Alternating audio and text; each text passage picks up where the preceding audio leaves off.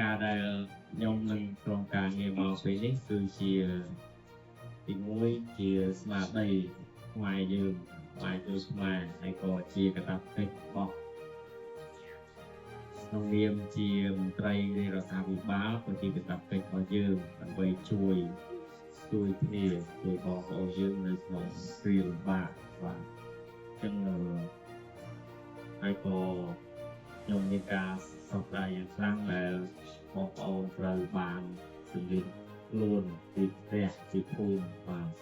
ធម្មតាទេមានអ្នកណាចង់ទៀតឆ្ងាយពីផ្ទះទេតែដោយសារមានបញ្ហាចឹង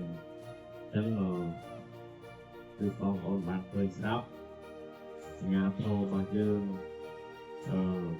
បច្ចាអភិការក៏លោកមិនទុកបងប្អូនចោលហើយ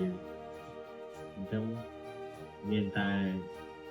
បន្តរួបរวมគ្នាហើយបន្តតស៊ូដើម្បីយើងអាចឆ្លងផុតនៅគ្រាលំបាកនេះបាទហើយចំពោះខ្ញុំនៅក្រុមការងារនឹងបន្តជួយទៅមុខទៀតបាទដល់ទីបំផុតតាមតែយើងអាចធ្វើទៅបានព្រោះដំណាក់កាលនេះ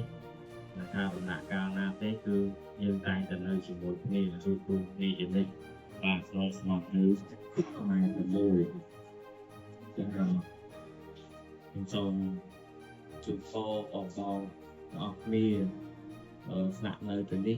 សូមឲ្យមានសុខភាពហើយមានអាចត្រឡប់ទៅ